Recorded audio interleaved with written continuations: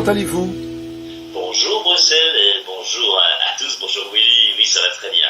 Mais nous sommes lundi matin, Guillaume, et le lundi matin, nous avons nos livres qui sont là, le facteur vient d'arriver, et nous avons quelques piles, notamment une pile de chez Calman Levy.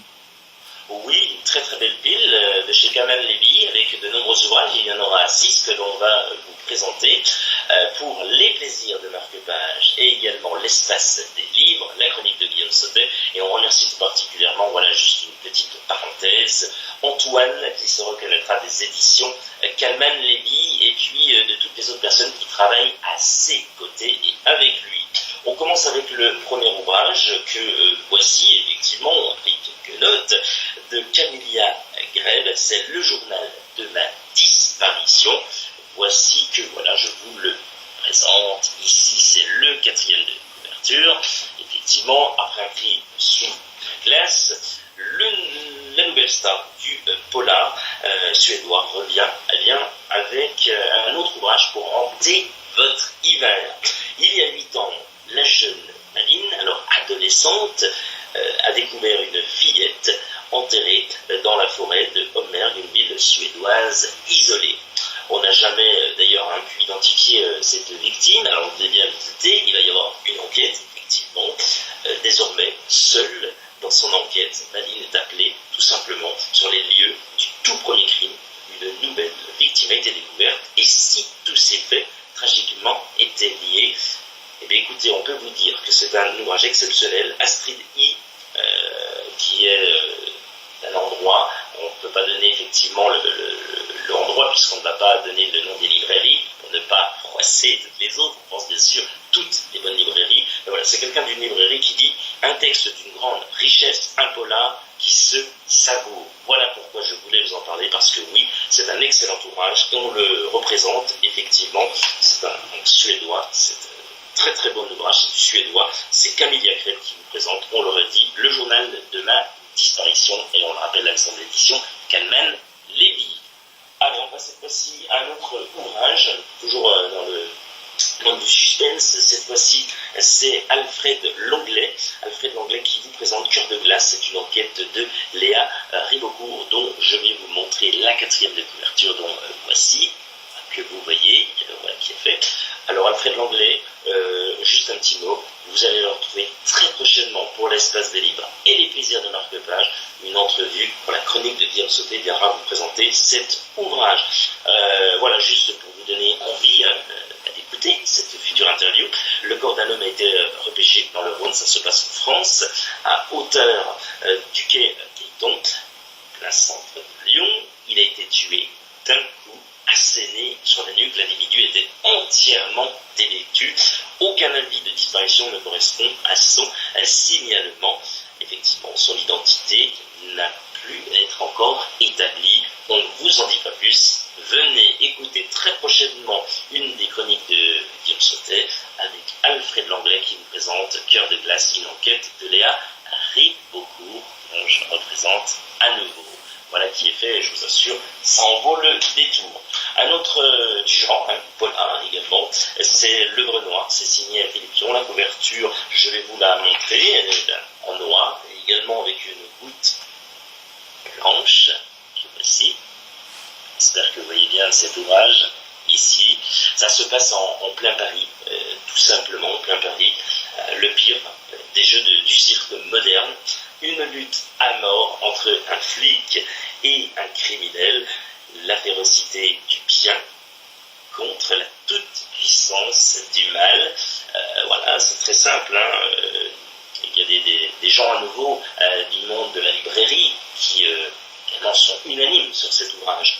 Par exemple, il y a Charlotte qui dit ceci: on s'attache à cette équipe de flics qui se battent pour protéger Paris de la folie des hommes, un combat sans fin dont ils ne se sortiront pas indemnes. Voilà ce qu'il dit.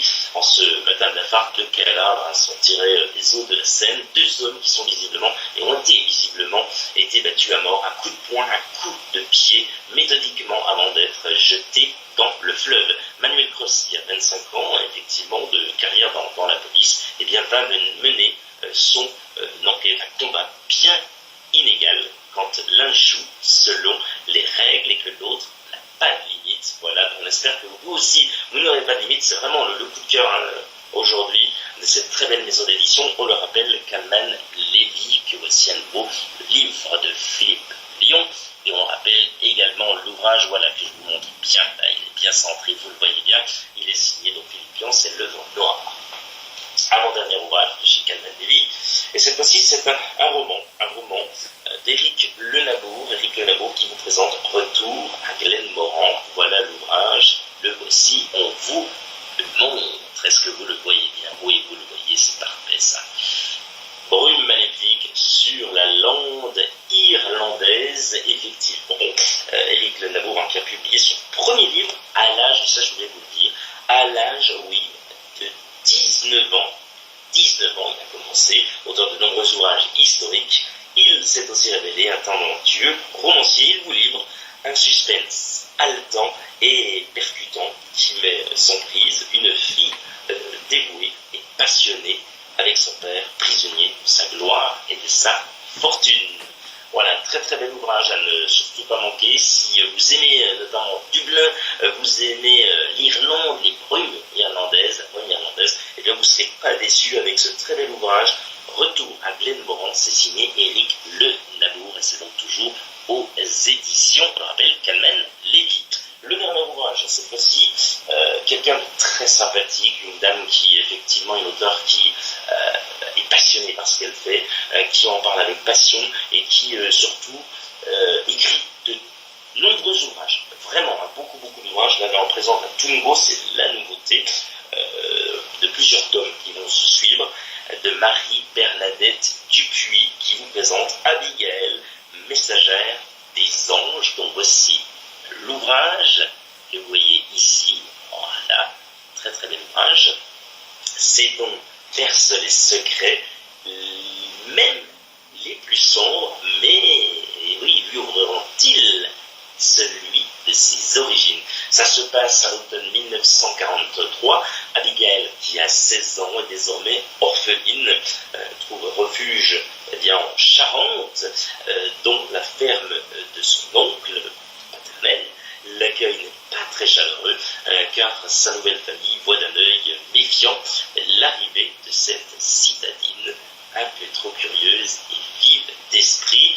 On ne vous en dit pas plus. Il est question effectivement de famille, vous allez voir, et ça monte en température à chaque page. Vraiment, allez-y. Et si sa venue en Charente n'était pas le fruit du hasard, voilà, vous comprendrez pourquoi en découvrant et en lisant cet ouvrage, on le rappelle, de Marie-Bernadette, qui signe vraiment une œuvre extrêmement riche et variée, traduite jusqu'en Russie. Voilà, je vous avais promis que cet auteur était vraiment quelqu'un de bien connu et bien installé dans le monde littéraire, et bien voilà qui est fait.